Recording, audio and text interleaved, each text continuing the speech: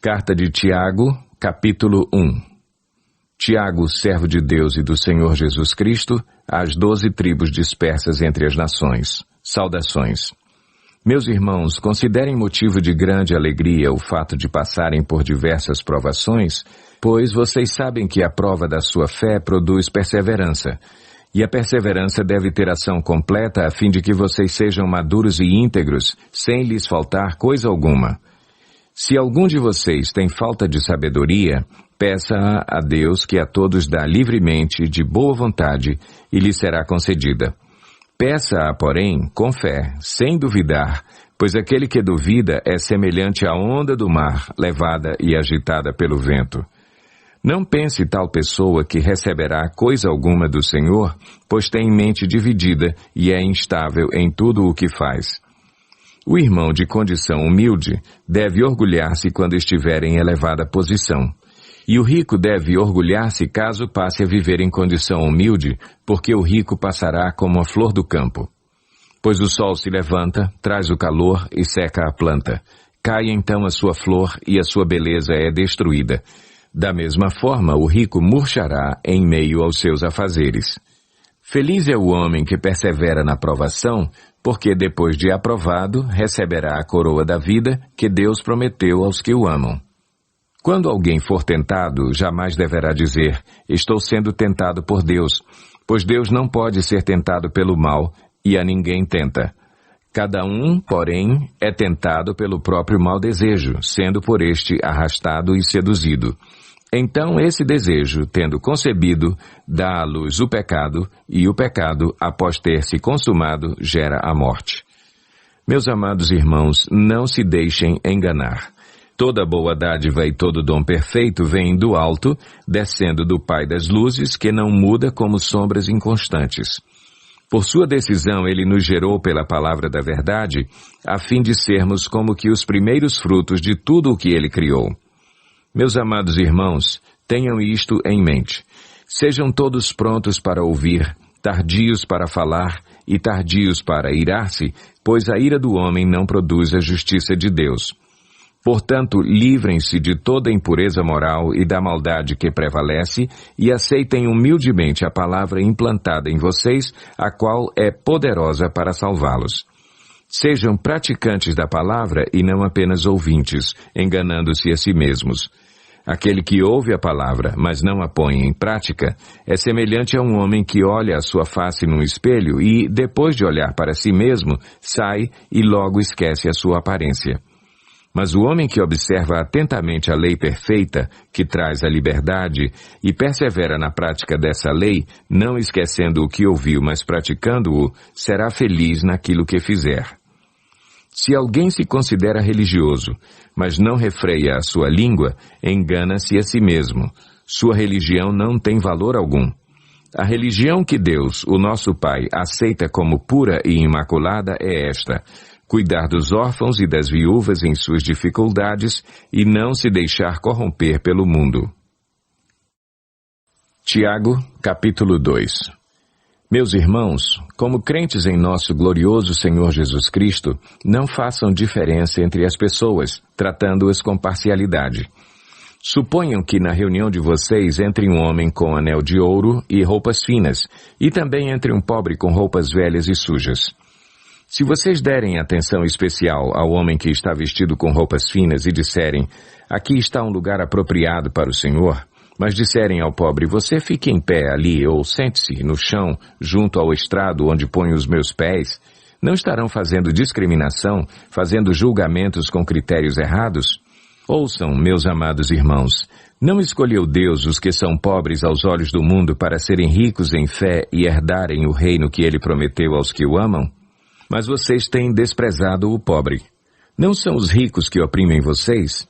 Não são eles os que os arrastam para os tribunais? Não são eles que difamam o bom nome que sobre vocês foi invocado? Se vocês de fato obedecerem à lei do reino encontrada na Escritura, que diz, ame o seu próximo como a si mesmo, estarão agindo corretamente. Mas se tratarem os outros com parcialidade, estarão cometendo pecado e serão condenados pela lei como transgressores. Pois quem obedece a toda a lei, mas tropeça em apenas um ponto, torna-se culpado de quebrá-la inteiramente. Pois aquele que disse não adulterarás, também disse não matarás.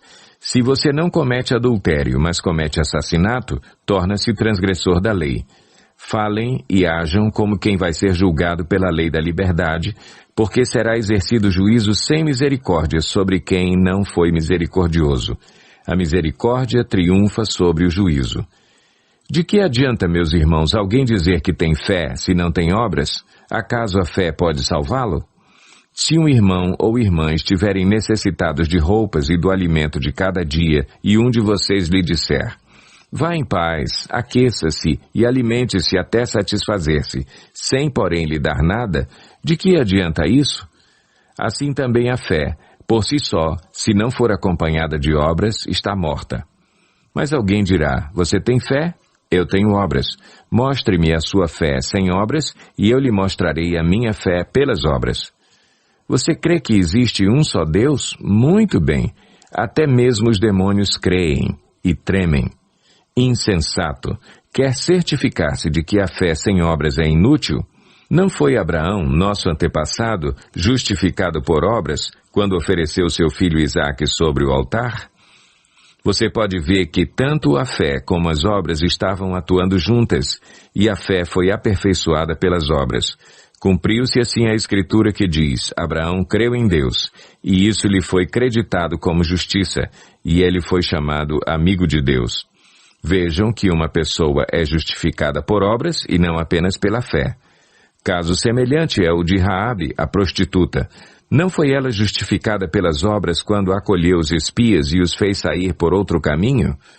Assim como o corpo sem espírito está morto, também a fé sem obras está morta. Tiago, capítulo 3. Meus irmãos, não sejam muitos de vocês mestres, pois vocês sabem que nós, os que ensinamos, seremos julgados com maior rigor. Todos tropeçamos de muitas maneiras. Se alguém não tropeça no falar, tal homem é perfeito, sendo também capaz de dominar todo o seu corpo. Quando colocamos freios na boca dos cavalos para que eles nos obedeçam, podemos controlar o animal todo. Tomem também como exemplo os navios. Embora sejam tão grandes e impelidos por fortes ventos, são dirigidos por um leme muito pequeno, conforme a vontade do piloto. Semelhantemente, a língua é um pequeno órgão do corpo, mas se vangloria de grandes coisas. Vejam como um grande bosque é incendiado por uma simples fagulha. Assim também a língua é um fogo, é um mundo de iniquidade. Colocada entre os membros do nosso corpo, contamina a pessoa por inteiro, incendeia todo o curso de sua vida, sendo ela mesma incendiada pelo inferno. Toda espécie de animais, aves, répteis e criaturas do mar doma-se e tem sido domada pela espécie humana. A língua, porém, ninguém consegue domar. É um mal incontrolável, cheio de veneno mortífero.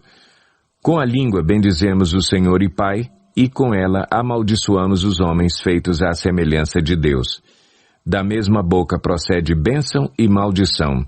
Meus irmãos, não pode ser assim. Acaso podem sair água doce e água amarga da mesma fonte? Meus irmãos, pode uma figueira produzir azeitonas ou uma videira figos? Da mesma forma, uma fonte de água salgada não pode produzir água doce. Quem é sábio e tem entendimento entre vocês, que o demonstre por seu bom procedimento mediante obras praticadas com a humildade que provém da sabedoria. Contudo, se vocês abrigam no coração inveja amarga e ambição egoísta, não se gloriem disso, nem neguem a verdade. Esse tipo de sabedoria não vem dos céus, mas é terrena, não é espiritual, mas é demoníaca. Pois onde há inveja e ambição egoísta, aí há confusão e toda espécie de males. Mas a sabedoria que vem do alto é antes de tudo pura, depois pacífica, amável, compreensiva, cheia de misericórdia e de bons frutos, imparcial e sincera. O fruto da justiça semeia-se em paz para os pacificadores.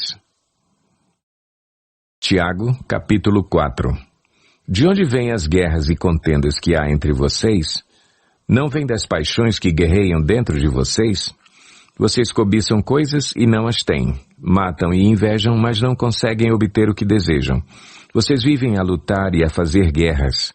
Não têm porque não pedem.